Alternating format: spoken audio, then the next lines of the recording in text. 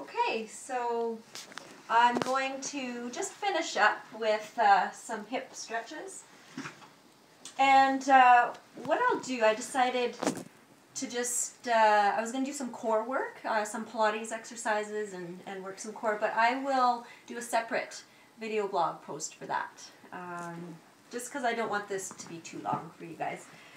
So I'm just going to do some hip stretches here, lying on my back. And stretching the hamstring. I think we all know this. Just grab a strap, or these are a couple really nice ties that my friend Shirley sewed together, and I use them for my yoga mat, to keep my yoga mat together. Okay, so just a nice, gentle hamstring stretch, pushing up through the heel. Relaxing neck and shoulders. I can take my other arm out to the side, my right arm to the side, opposite hand on the belt or strap or whatever you have. Taking the leg not just across your body, but up towards a diagonal, so not just necessarily like that, but sort of just angle it. Feels a very different sensation.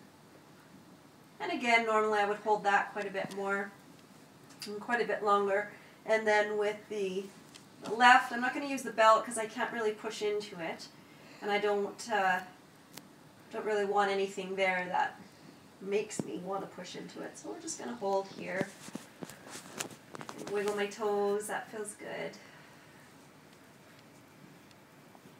So again, not only are we stretching the hamstring and then into the IT band a little bit here, but we're elevating. So you're doing two things at once. And of course, you can be in a state of meditation, which is just really that state of being present and embracing space, whatever that means to you. Finding breath. And then my favorite, happy baby.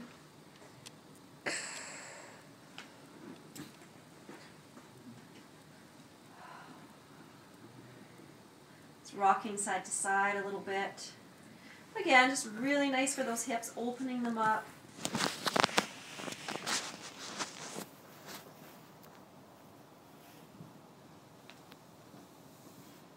And I'm going to end two more things. I'll show you with the bolster here, a very nice supported side twist. I don't know if you can see here. So the bolster's in at my hip, my feet, just whatever feels comfortable for me today. Walking down, lengthening through the spine. The belly goes up and over, and I just feel like I'm lengthening, and down I go. And I'm feeling like I'm holding a little bit here. My cast, my leg doesn't feel great.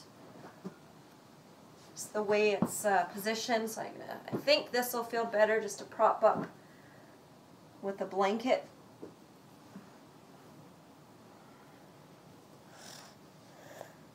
And oh yeah, that feels good. That's way better. So again, I won't stay here the whole time, but this is a beautiful position just to relax in, meditate, surrender, let go. Softening anything that you're holding physically that doesn't serve you, mentally that doesn't serve you. Okay, so I'm going to end in legs up the wall. So my Shavasana, my relaxation, will be legs up the wall, which is nice and relaxing. And get my elevation in.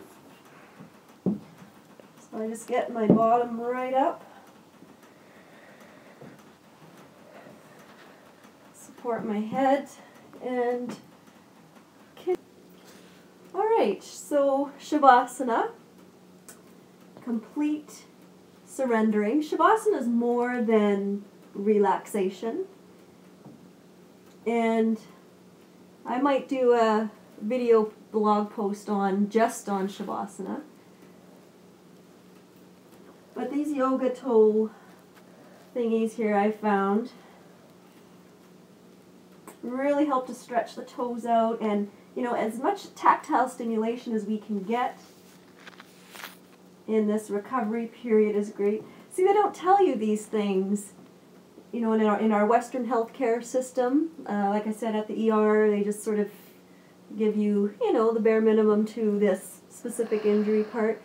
What they do well, and I support our healthcare system, and you know, that fix-it approach serves its purpose, but you know, it's these little, sometimes these little extras that they don't tell us that can really make a difference. So just that feeling, you know, of being stretched and open.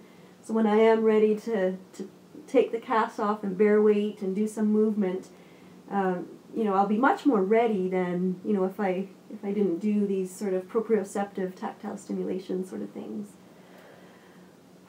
Okay, so I do like these yoga toes.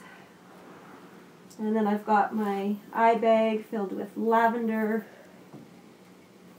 My friend Carol at Studio Upstairs she makes these. She made this. Just drape it over the eyes.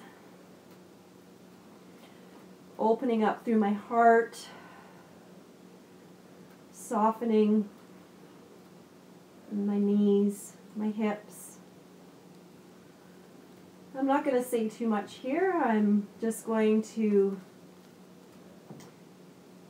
let you know that I'm trying to fully observe and watch and just let go and surrender.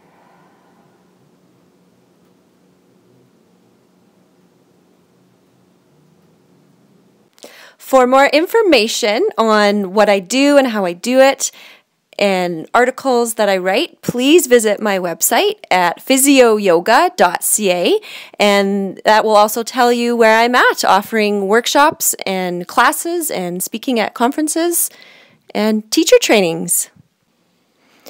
And on Twitter and Instagram, you can follow me at Prosco Yoga.